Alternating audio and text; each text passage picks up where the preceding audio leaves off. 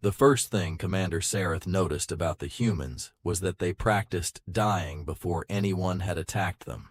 Not fighting, not winning, not celebrating victory in advance, as every civilized species did before war. They practiced losing air, losing power, losing engines, losing command, losing ships, losing friends. They crawled through smoke-filled corridors while alarms screamed.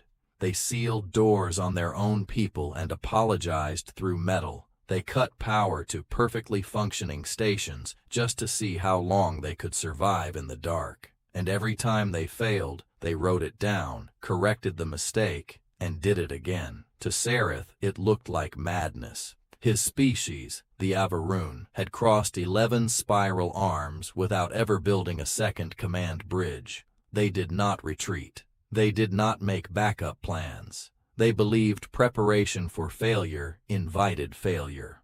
A warrior either prevailed or became a warning carved into history. That was the natural order. Humans, apparently, carved warning labels onto everything. Sareth had been sent to the human frontier colony of Meridian Arc as an observer. Officially, his task was diplomatic.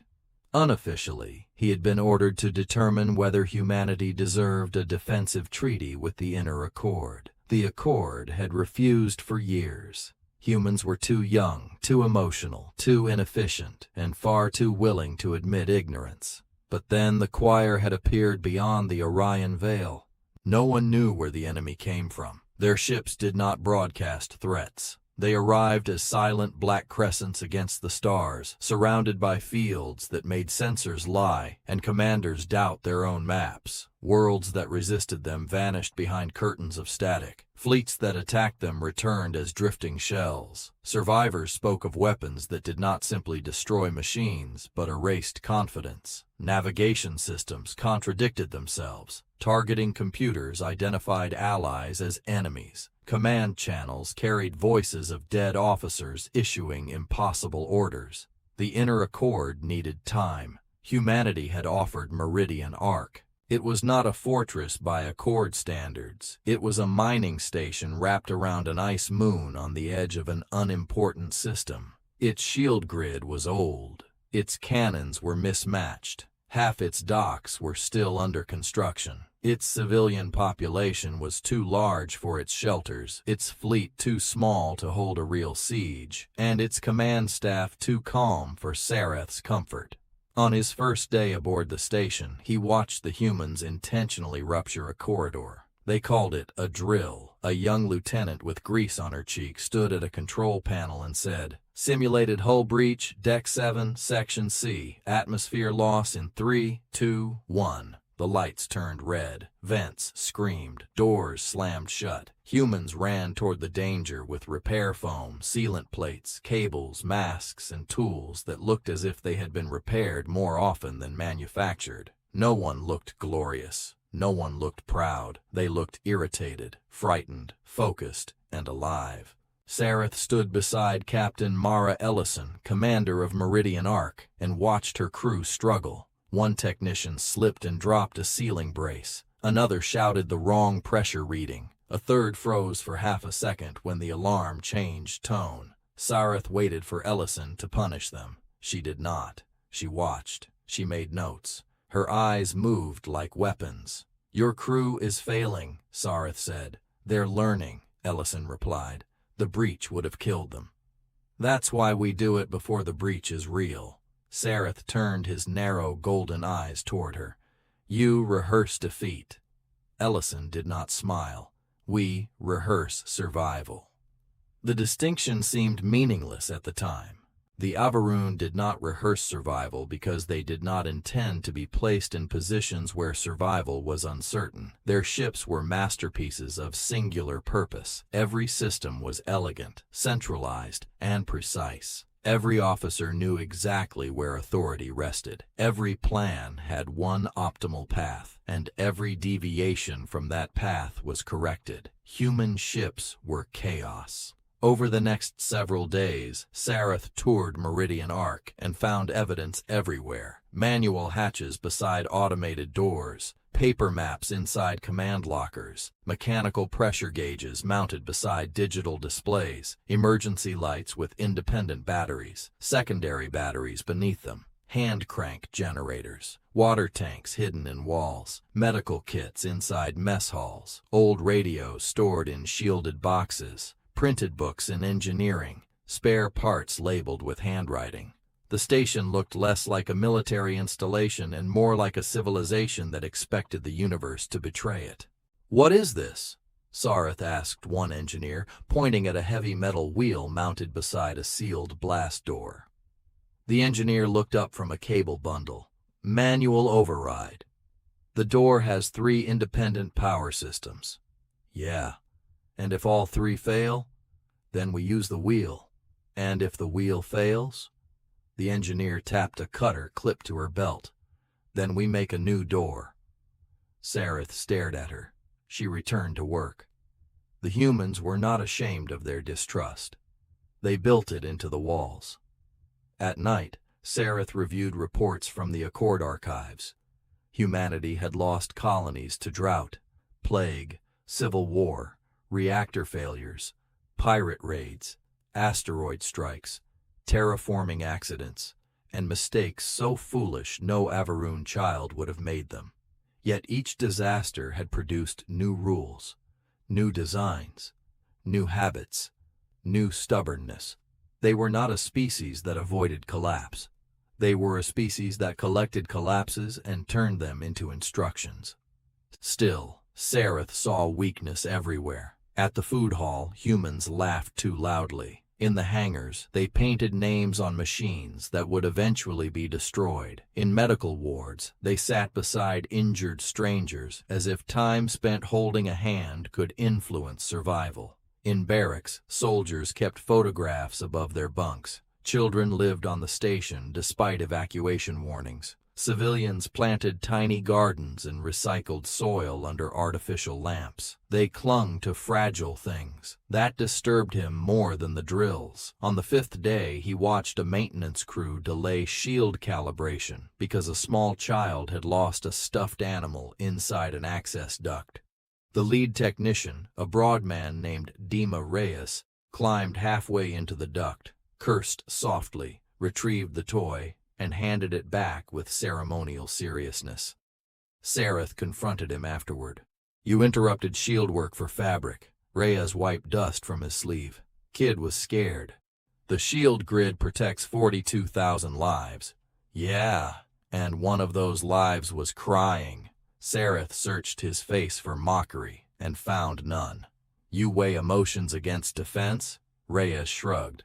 "Sometimes emotions are defense." It was the sort of answer humans gave when they wanted nonsense to sound profound. Sareth recorded it as evidence of dangerous irrationality. Then the first choir probe entered the system. It arrived without flare or warning, appearing near the outer comet belt like a tear in black silk. Meridian Arc sensors detected it for 4 seconds, lost it for 9, reacquired it twice, then labeled it as station debris, then as a friendly shuttle, then as nothing at all. Human command did not panic. That was the first thing Sareth noticed. Captain Ellison entered the command deck with her jacket half-fastened and her hair still wet from a shower. The room was already shifting into battle posture. Screens dimmed. Officers switched from station network to isolated consoles. Someone opened a sealed cabinet and removed printed orbital charts. Printed charts. While a hostile, unknown vessel approached, humans unfolded paper. Sareth moved beside Ellison. "Your sensors are compromised." "Expected," she said. "You expected the enemy to blind you? We expected something to go wrong. That is not the same as expecting this." "No," she said, studying the paper map, "but wrong has patterns." The probe moved inward. It ignored the automated warning buoys. It ignored hails. It passed through a minefield without triggering a single detonation because the mines suddenly believed the probe was not there. Sareth felt cold spread beneath his ribs. The choir field was real. Meridian Arc launched 3 patrol craft. Their pilots switched to manual targeting and flew in wide arcs using visual star fixes and old-fashioned laser range pulses. The probe changed course toward them. One patrol craft fired and missed. The second fired and struck something invisible beside the probe. Space rippled. The third pilot shouted that her controls had reversed. For 13 seconds, her craft spun toward the ice moon. No one on the command deck shouted at her. No one demanded perfection. Ellison said, "Mina, breathe. Hands off right thruster. Use left like right. Trust your eyes." The pilot's breath crackled through the speaker. "Controls are lying." "Then stop asking them." The tiny craft rolled, corrected, and skimmed above the moon's upper frost plumes with meters to spare. Sareth's throat tightened. The probe released a pulse. Every main screen on Meridian Arc went white, then black, then filled with faces. Not enemy faces, human faces. Station officers, dead relatives, children. Captain Ellison's own face appeared on the central display, speaking words she had not said. "Stand down. Open the grid. They are here to help." Several junior officers froze. Sareth's instincts screamed. The command deck had been breached without a weapon touching the hull. Information itself had become poison. Ellison looked at the false image of herself. Then she reached forward and turned off the screen. "Blind protocol," she said. The room changed instantly. Screens went dark. Officers pulled physical tags from boards. Messengers ran. A woman at navigation lifted a sextant-like device Sareth had assumed was decorative. Another officer began calling out bearings from an optical scope. Someone spun a mechanical clock and started counting seconds aloud. The station fought blind, and the humans had practiced this too. The probe died 11 minutes later when a cargo tug, manually piloted by Dima Reyes, pretended to flee with a damaged engine, lured it into the shadow of a refinery tower, and detonated a mining charge at close range. The explosion tore the tug apart. For one terrible moment, the command deck was silent. Then Reyes's voice came through an emergency beacon. "Still here, mostly offended." The humans laughed. Some of them cried while laughing. Medical launched rescue craft before Ellison gave the order. Sareth did not understand the sound in his chest. The probe had been a scout. Everyone knew it. No one said it immediately. Humans busied themselves repairing systems, treating injured pilots, restoring partial sensor coverage, checking pressure seals, recalculating ammunition, moving civilians deeper into the station. Only later, inside a shielded briefing room, did Ellison place the truth on the table. "The main force knows we're here." A hologram flickered above the table. It showed the system, the ice moon, the station, the gas giant, the comet belt, and a spreading distortion at the edge of the heliopause. "How long?" asked Admiral Chen, commander of the local defense flotilla. 16 hours, navigation said. "Maybe less." Sareth stood among humans who should have been afraid. They were afraid. That unsettled him most. Their fear was visible. It moved in their hands, in their throats, in the way they glanced at messages from family. They did not conceal it. They did not pretend certainty. They let fear enter the room and then assigned it tasks. Ellison pointed to the distortion.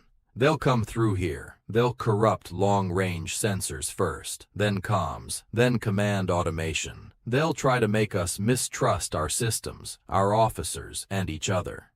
"Can we stop the field?" Chen asked. "No." "Can we hold the station?" "Not against a full choir strike group." A silence followed. Sareth expected despair. Ellison continued. "So we don't hold the station. We make them spend time taking it." There it was again, rehearsing defeat. Sareth stepped forward. "If you cannot hold Meridian Arc, you should evacuate now and preserve your fleet." Several humans turned toward him. Ellison's gaze remained on the map. "Evacuation is already underway." "I saw no departure." "Because the first ships are decoys." Sareth narrowed his eyes. Chen tapped the map. Small civilian transports blinked from maintenance docks and moved toward the inner jump lane. Larger cargo haulers remained docked. Lights dimmed. signatures suppressed. Emergency shelters beneath the ice moon powered up quietly. "We show them panic," Ellison said. "We hide the real movement under the noise." Sareth stared at the pattern. It was not elegant. It was messy, layered, deceptive, and full of assumptions that something would fail and something else would still work. It was human. For the first time since arriving, Sareth felt a reluctant pressure of respect. Then a young communications officer raised her hand. "Captain, we have a problem with the civilian shelter transfers."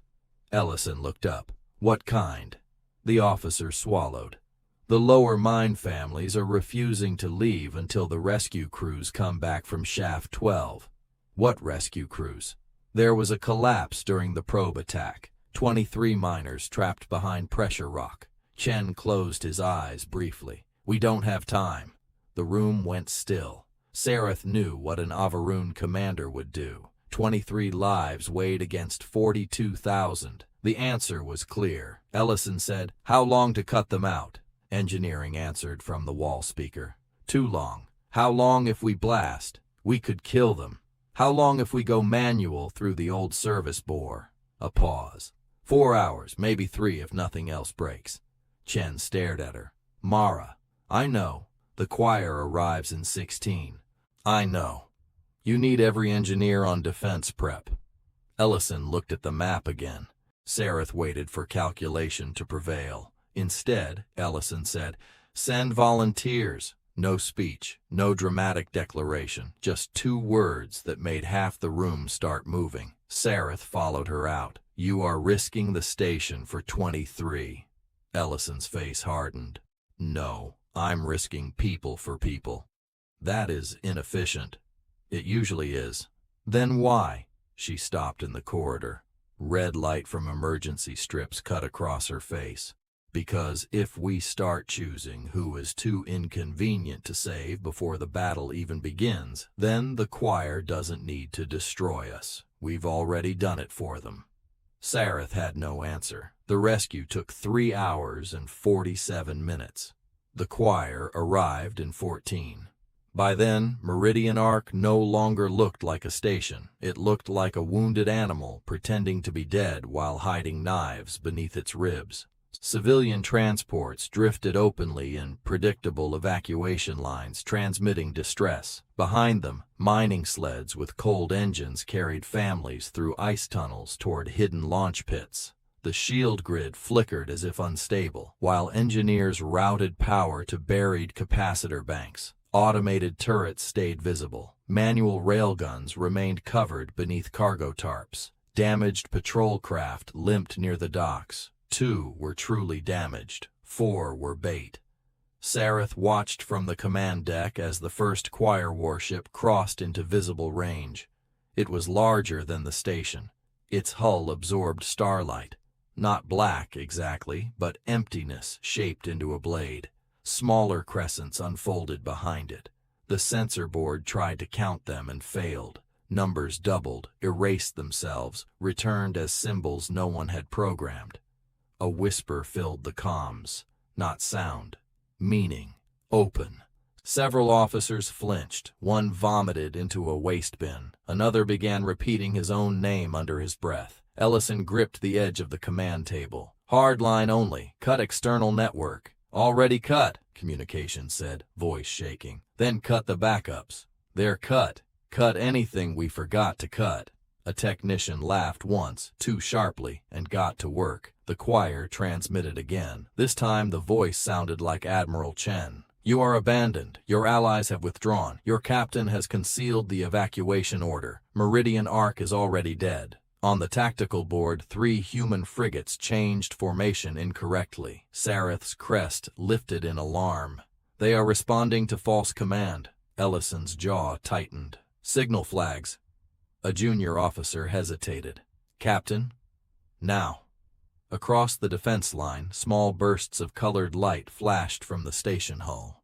Ancient visual code. Slow. Limited. Nearly absurd. The 3 frigates corrected.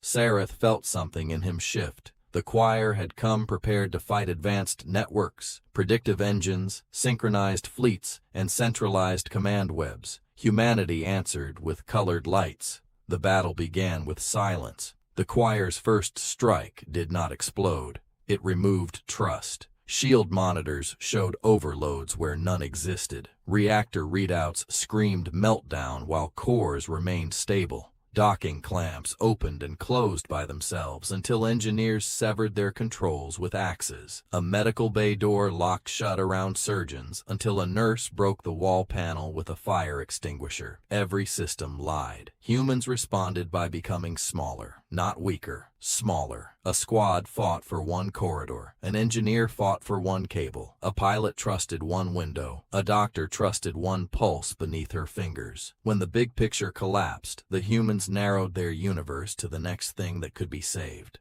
Sareth moved through the station with Ellison when command links failed between decks. She refused to remain on the bridge once the bridge could no longer reach the people bleeding below. They passed civilians carrying water containers, children wearing pressure masks too large for their faces, old miners dragging ammunition crates, cooks converting meal heaters into battery warmers. No one looked ready for glory. Everyone looked necessary. At Deck 9, they found a defense team pinned behind a collapsed bulkhead. A choir boarding drone had entered through a maintenance wound in the hull. It moved on jointed legs, surrounded by a shimmer that made it appear half a meter away from where it stood.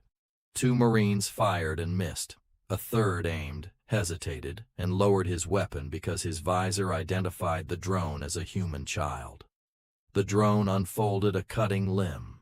Sareth moved first. Avaroon reflexes were faster than human reflexes.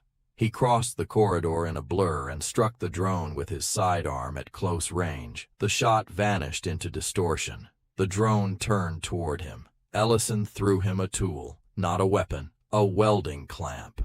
"Magnetic anchor!" she shouted. Sareth caught it, understood nothing, and slammed it onto the floor. The clamp locked with brutal force. Ellison wrapped a cable around it, ran forward, and dove beneath the drone's cutting limb. The cable caught one of its legs. A Marine fired not at the drone, but at the pipe above it. Superheated steam burst downward. The shimmer flickered. The next volley hit. The drone collapsed. Sareth stared at the dead machine, then at the humans. They had not overcome the distortion by stronger weapons. They had made the environment part of the weapon. Ellison was breathing hard. Blood ran from a cut above her eyebrow. "You trained for this?" Sareth asked. She wiped blood from her eye. "We trained for things not working." By hour 2, the outer docks were burning. By hour 3, the decoy evacuation line had been destroyed. The choir believed it had killed thousands. In truth, most of the transports were empty, filled with heat generators and recorded voices. But some were not empty. Not every plan survived. 3 civilian ships had launched late. 1 took a direct strike. 1 lost life support. 1 vanished into the distortion field.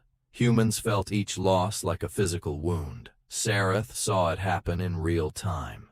A young officer received confirmation that his parents' transport had failed to reach the shelter route. His face went blank. His hands trembled above the console. An Avaroon commander would have removed him. Ellison leaned close and said something too quiet for Sareth to hear. The officer closed his eyes, inhaled once, and kept working. Later, Sareth learned what she said. "Use it after, not now." He did. Humans did that too. They stored grief like explosive fuel and promised it a place later. At hour 4, the mid-story of the battle changed. The choir did not want Meridian Arc. That was the twist, hidden inside the attack. The station's astronomer, an elderly woman named Leon Okafor, discovered it while manually comparing gravitational distortions against old survey plates. She had refused evacuation because, in her words, the stars are being rude. She stumbled into emergency command with a stack of printed sheets and eyes full of terror. "They're not angling for the station," she said. Ellison turned. "Then what?"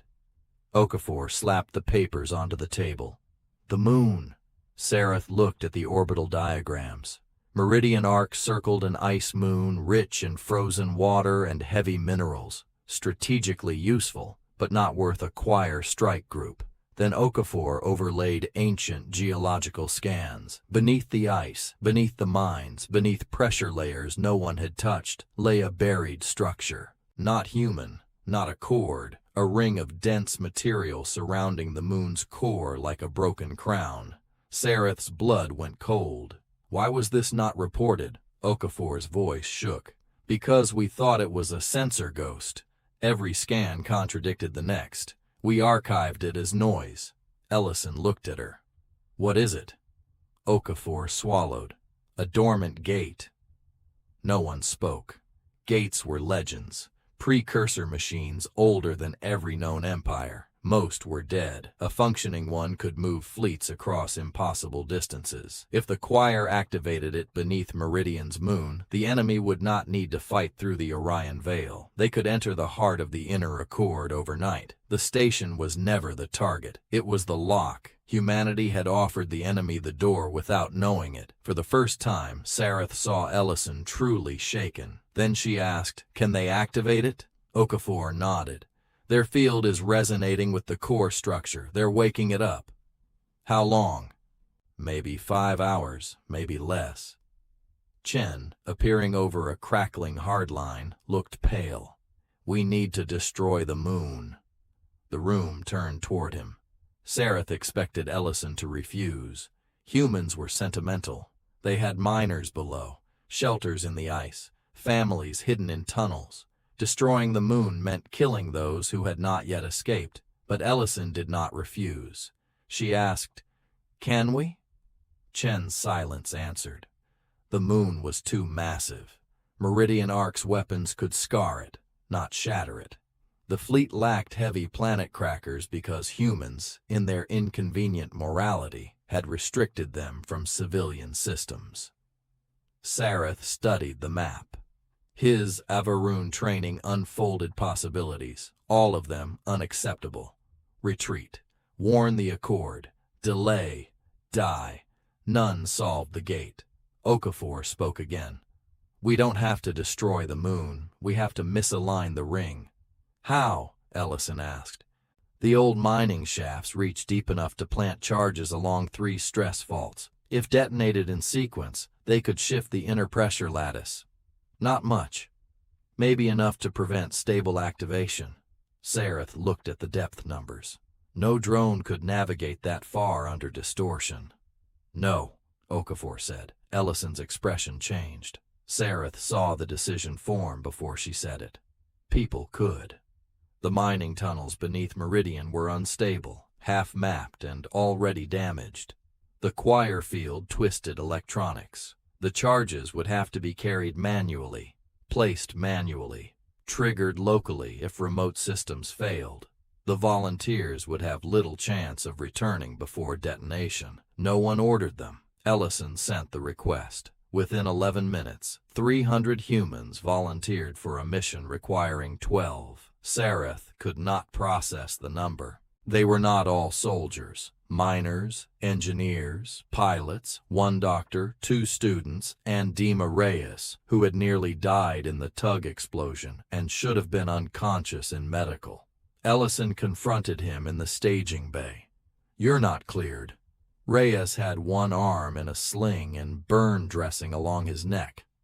I know the old bore paths. You can barely stand. I don't need to stand pretty. This is not a joke. No, he said softly. That's why I'm going.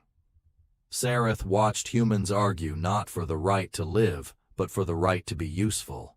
It disturbed him more than their fear. He found himself speaking before he had decided to speak. I will go. Ellison turned toward him. You are an Accord observer, she said. I am Avarun. That doesn't explain why. Sareth looked at the volunteers, at their mismatched armor, their old lamps, their taped gloves, their faces pale beneath courage. I have spent days judging your species for preparing to fail, he said. It seems unjust to benefit from your failure preparations and not share the risk. For a moment, Ellison said nothing. Then she handed him a helmet. "It has manual seals," she said, "in case everything goes wrong." Sareth took it. "Of course it does," he murmured. The descent into Meridian's moon was nothing like battle in space. Space was clean, vast, strategic. The tunnels were close, wet, and alive with groaning pressure. Ice cracked behind walls. Metal supports bent in slow agony. Their lamps flickered as the choir fields seeped through kilometers of rock. Digital maps failed in the first 20 minutes. The miners took over, reading scratch marks, air taste, vibration, and memory. Humans trusted memory differently than machines. Not perfectly, not arrogantly. They argued with it, checked it, corrected it, combined it. At the first junction, 2 miners disagreed. "Left," said one. "Left collapsed last year," said another. "Reinforced after." "Before the flood?" "After." Dima Reyes closed his eyes, placed a gloved hand on the wall, and listened. Sareth almost asked what he expected Stone to say. Reyes opened his eyes.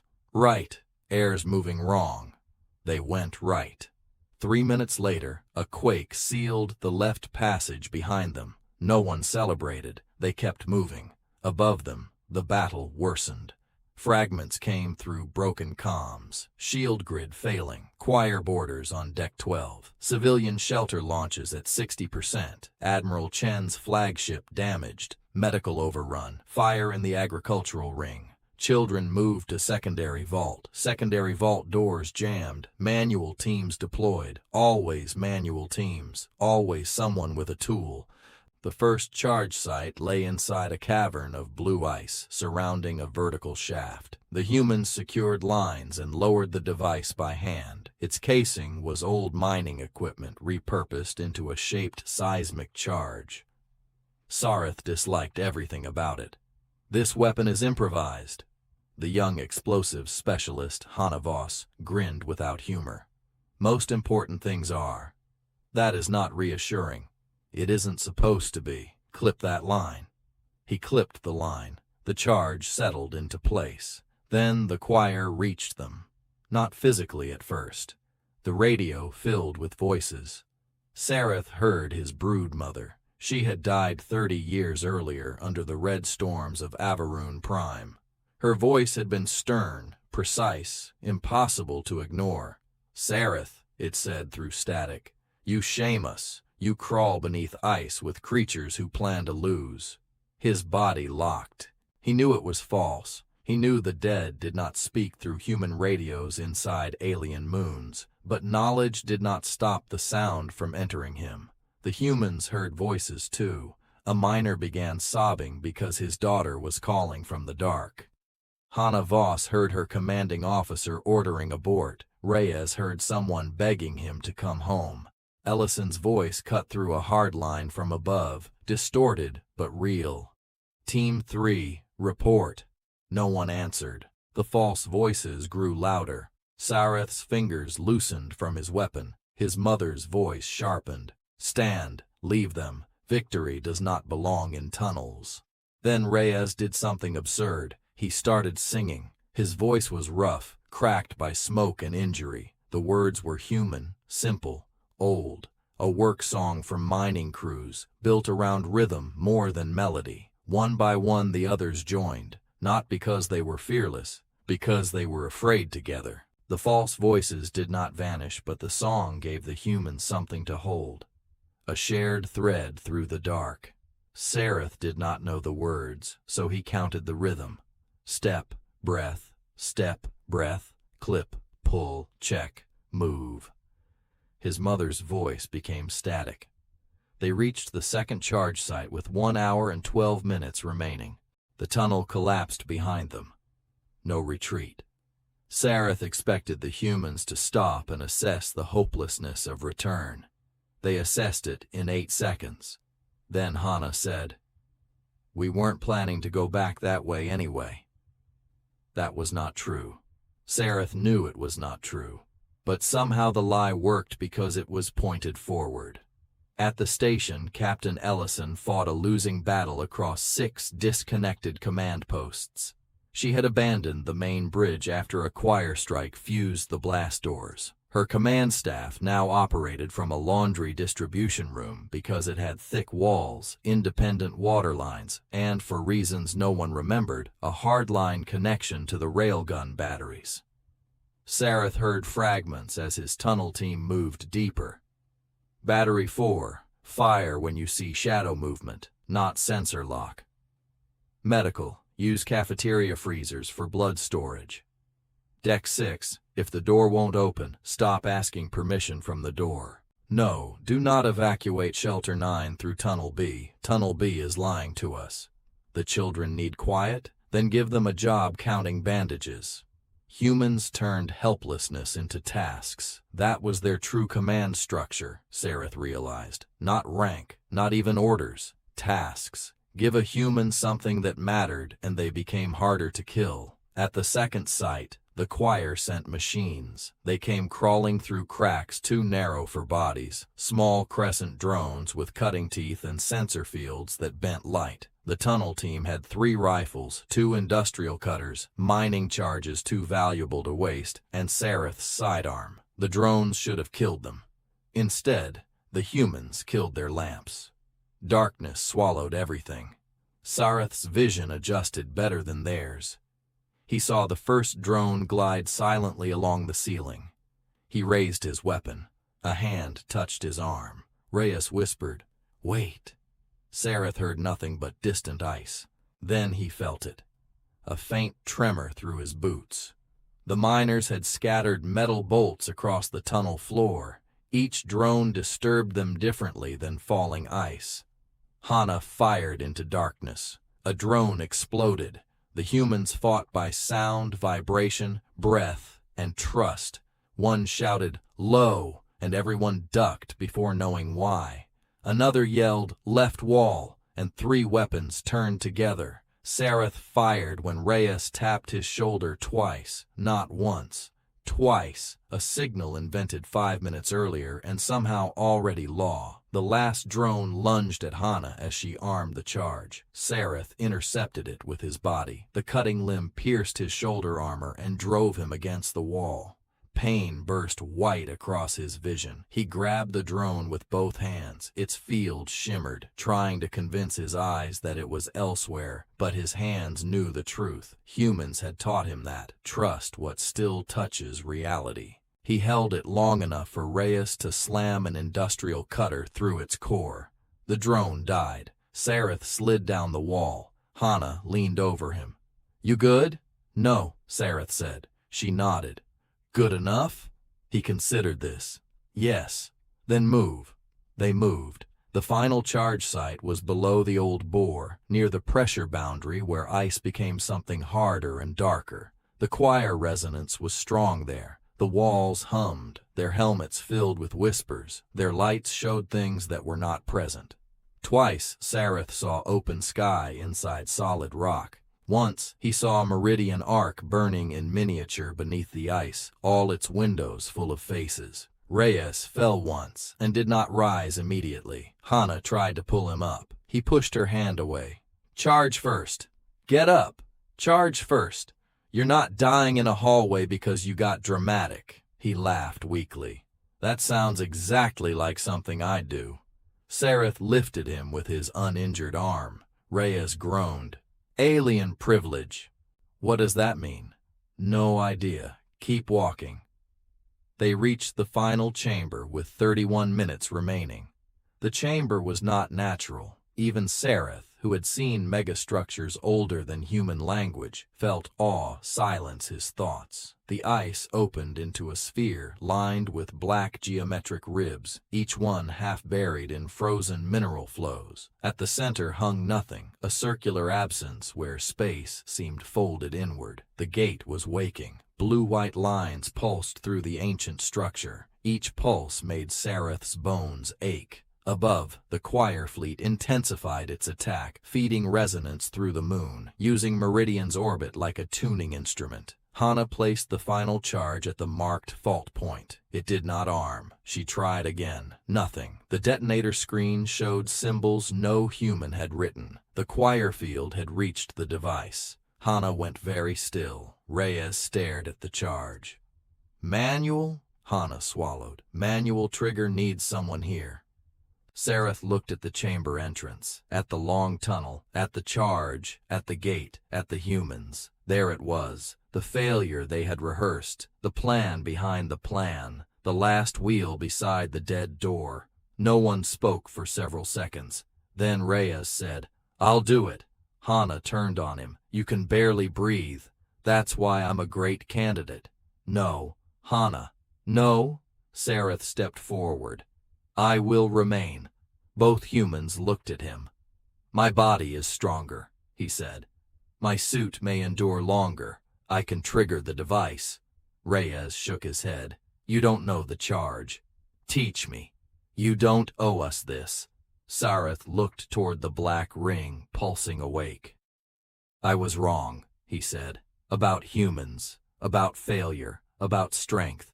My people believe a plan that includes sacrifice is a lesser plan. Your people understand something we do not. Sometimes the only plan that matters is the one that still works after the universe has destroyed all the better ones."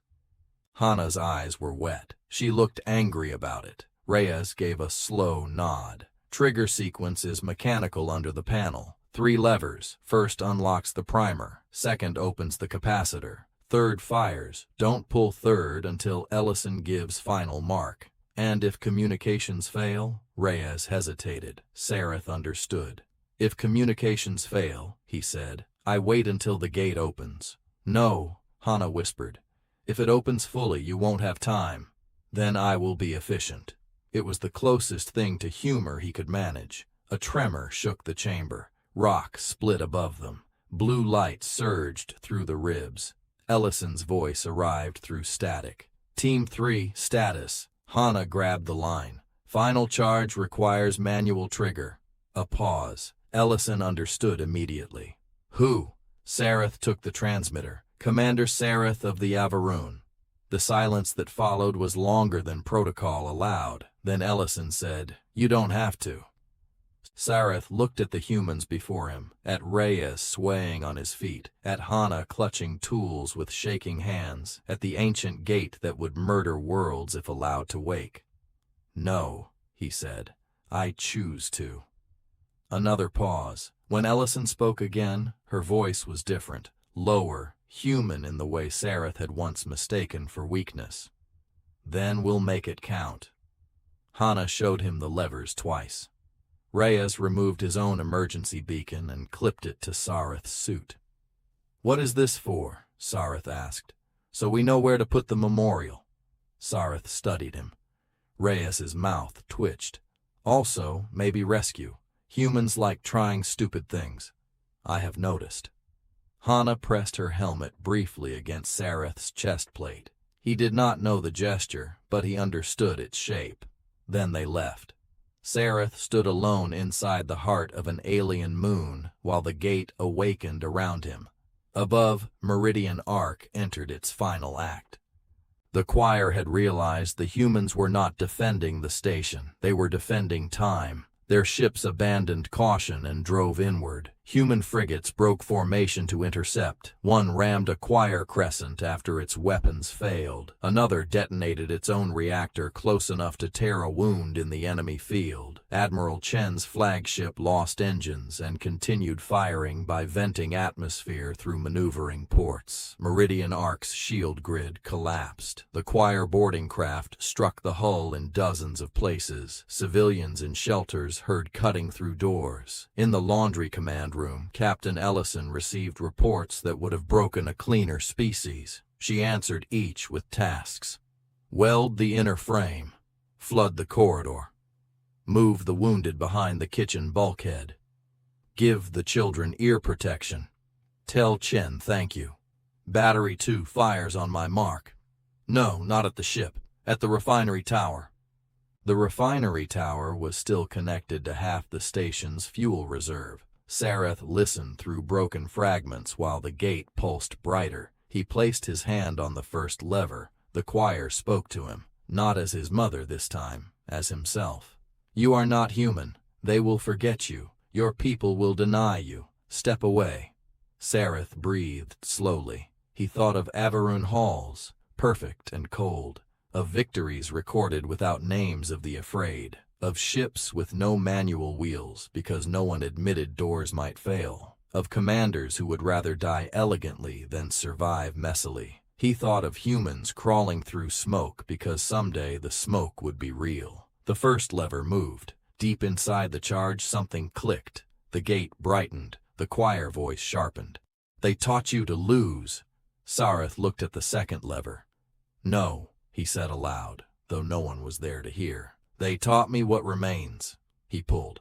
The capacitor opened with a rising whine. Above, Ellison gave the order. The refinery tower exploded. A sun bloomed against Meridian Arc. The blast tore through 3 choir vessels and shattered the station's outer ring. Fire rolled across vacuum and vanished. Debris became shrapnel. Human railguns, hidden behind cargo shielding until that moment, fired through the expanding field of wreckage. For 6 seconds, the choir distortion faltered. 6 seconds was enough. Admiral Chen's broken flagship transmitted one final visual code burst to every surviving human vessel. Not words, a pattern. Every ship turned at once, not toward safety, toward the largest choir warship. They did not need central command. They did not need clean comms. They had rehearsed lost comms, broken formations, dead officers, false orders, impossible choices. Each captain knew the intent. Each crew knew the cost. They attacked like pieces of a shattered blade, each fragment still sharp. The choir warship opened its field to confuse them. Human ships switched off their computers. They flew by sight, by hand, by memory, by trust. One by one, they struck the enemy's distortion nodes, not destroying the vessel, but forcing it to draw power away from the moon resonance. The gate below Sareth flickered. Ellison's voice burst through his transmitter. "Sareth, mark in 10. The chamber screamed. The gate opened a fraction. Sareth saw what waited beyond. Not stars. A fleet. Thousands of choir crescents suspended in a darkness so deep it felt aware. They were lined up beyond the gate, patient and endless, waiting for one stable breath of space. Sareth's hand closed around the third lever. Ellison counted through static. 9. The choir voice became every voice. 8. His mother, his commanders, his own fear. 7. The gate widened. 6. A choir ship began to pass through. 5. Sareth's wounded shoulder failed. His arm went numb. He shifted grip to his other hand. 4. The chamber floor cracked.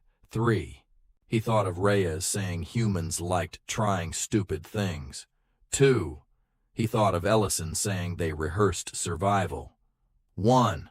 Sareth pulled the third lever. The moon rang like a bell struck by a god. The 3 charges detonated out of sequence by less than half a second, exactly as Hana had warned they must not, and for one sickening instant, Sareth believed the plan had failed. Then the moon moved, not visibly, not dramatically, a shift too small for eyes, a deep internal misalignment. The ancient ring stuttered. The gate tried to stabilize and found its own geometry wrong.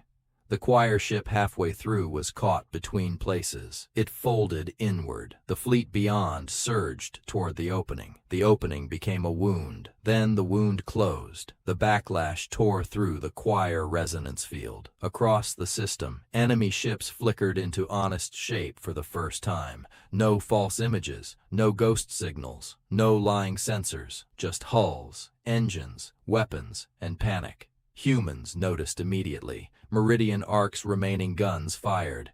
The hidden moon shelters launched their armed mining sleds, not away from battle, but upward beneath the choir formation. Cargo haulers dropped containers full of industrial explosives. Patrol craft painted targets with handheld lasers from cockpit windows. Marines opened hangar doors manually and fired shoulder rockets into boarding craft still attached to the hull. The choir had built terror out of uncertainty. Humans had lived inside uncertainty their entire lives. When the field fell, the enemy lost its miracle. The humans still had tools. The battle lasted 43 more minutes. By the time Accord reinforcements arrived, drawn by delayed warning buoys and Chen's final coded burst, Meridian Arc was broken open in 7 places. Its outer ring spun separately from its core. Fires burned in sealed compartments. The command deck was gone. The laundry room command post had no ceiling. Half the defense fleet was debris, but the gate was dead. The choir strike group was shattered, and Meridian Arc was still transmitting. Not a victory anthem, not a declaration, a casualty list, a damage list, a request for medical supplies, coordinates for survivors, warnings about unstable ice, instructions for approaching rescue ships. Even their triumph arrived as tasks. Sareth woke 3 days later. This surprised him because he had expected not to wake at all. The room was white, loud, and smelled of chemicals. Human medical equipment surrounded him in inelegant abundance. Tubes entered his arm. A monitor displayed his pulse incorrectly, then corrected itself with a handwritten note taped beneath it. Avaroon Physiology. Do not panic. Captain Ellison sat in a chair beside the bed, one arm bandaged, face bruised, uniform replaced by a medical gown under a command jacket. "You look terrible," Sareth said. She leaned back. "You died twice." "That seems excessive." "We filed a complaint." He tried to move. Pain answered. "How?" "Reyes's beacon. Hana refused to leave your signal down there. Rescue team went in after the blast. That was irrational. Yes. Dangerous. Very. Successful." Ellison smiled faintly. "Eventually." Sareth closed his eyes. He did not sleep. Avaroon did not sleep, but for the first time in his life, he allowed himself not to be ready for several breaths. When he opened his eyes again, Ellison was watching the window. Beyond it, rescue ships moved around the ruined station. Pieces of Meridian Arc drifted in controlled orbits, each tagged for recovery. The ice moon below bore a new scar across its northern hemisphere. Tiny shelter craft rose from hidden pits, carrying families who had survived beneath the battle. "Your report," Ellison said. "The Accord will ask whether we're worth the treaty." Sareth looked at the humans outside the medical bay. Nurses moving too fast on too little rest. Engineers arguing over a power coupling. A child handing water packs to soldiers.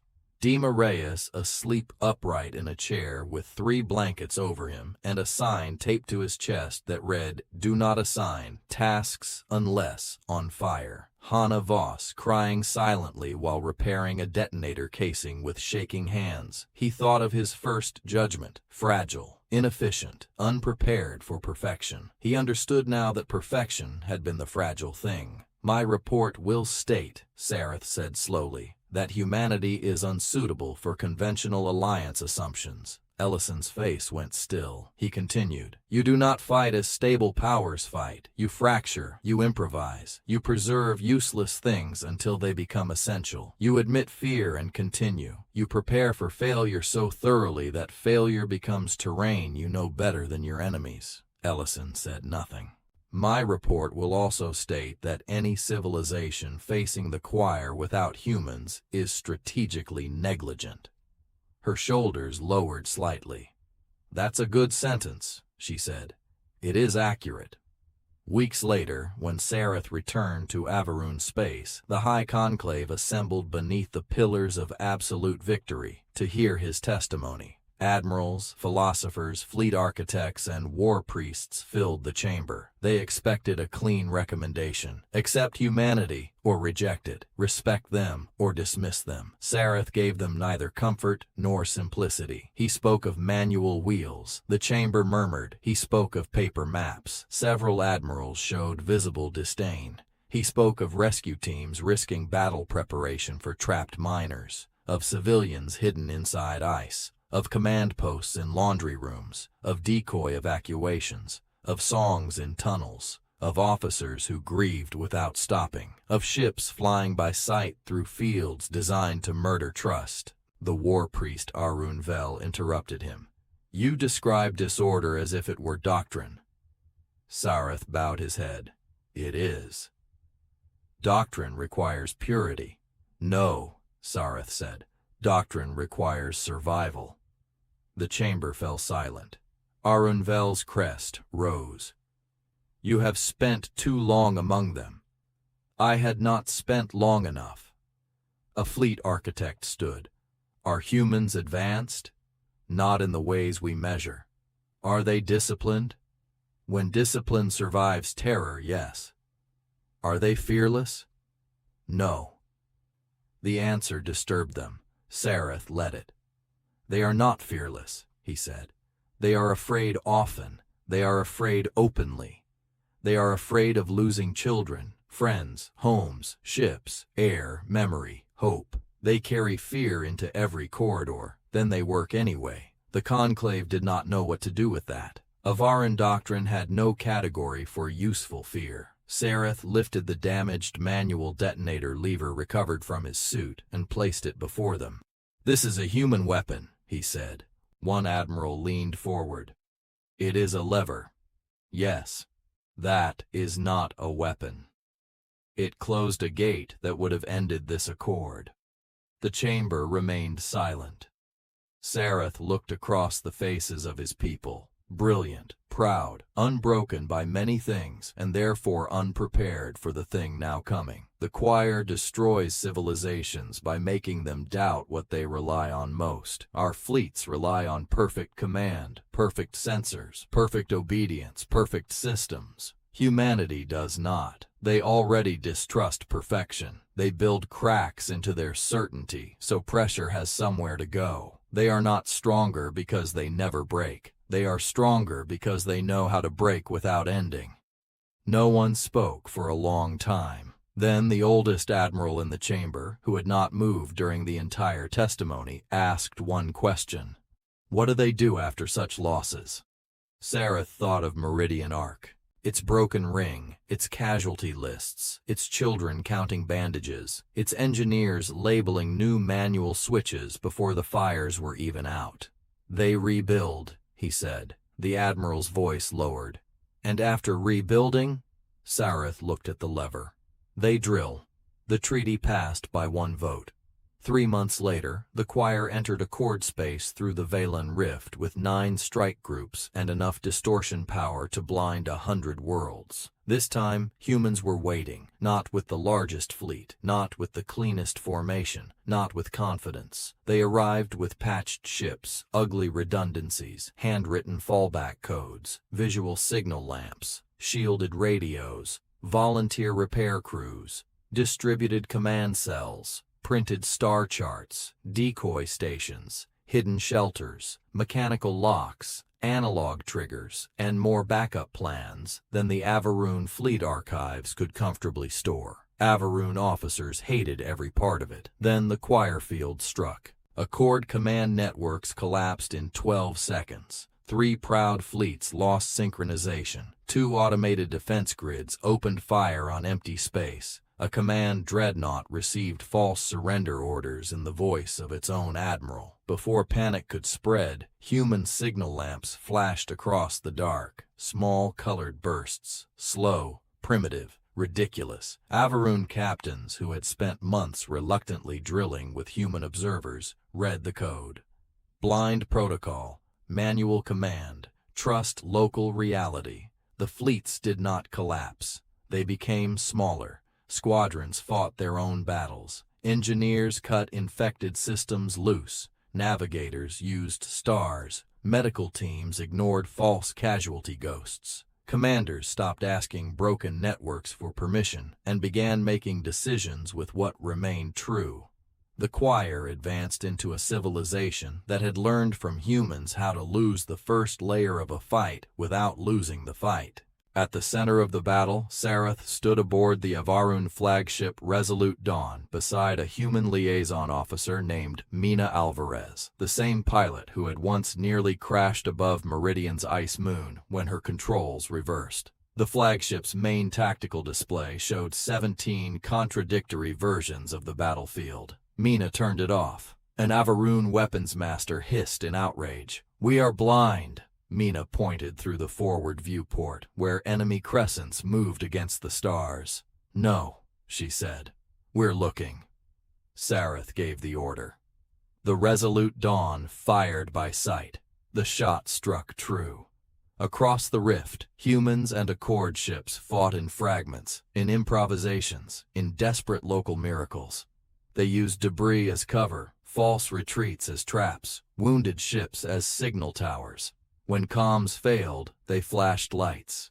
When lights failed, they launched flares. When flares failed, they painted symbols on hull plates and pushed them into open space with maintenance drones. The choir kept trying to remove certainty. Humanity kept answering with something older. Not certainty, commitment. By the end of the Rift War's first day, no one in the Accord called human methods primitive.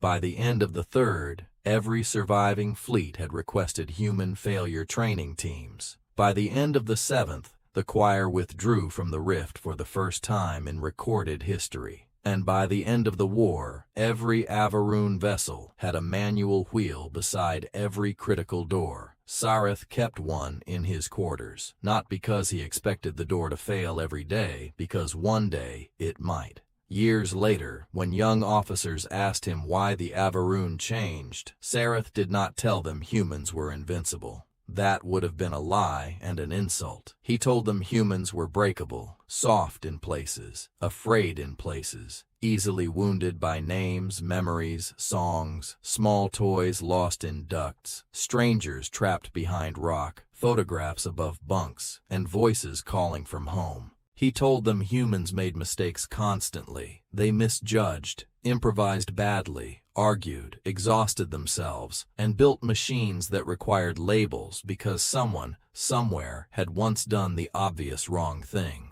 Then he told them the part that mattered. When the universe exposed a flaw, humans did not erase the shame of it. They remembered. They wrote it down. They taught it. They drilled it in smoke and darkness until children knew where to run, medics knew where to stand, pilots knew what to do when controls lied, and commanders knew how to keep giving tasks while their hearts broke. That was why the choir failed. Not because humans were the strongest, not because they were the oldest, not because they had no fear, but because when the perfect systems of greater civilizations shattered, humanity reached into the wreckage, found a lever, and pulled.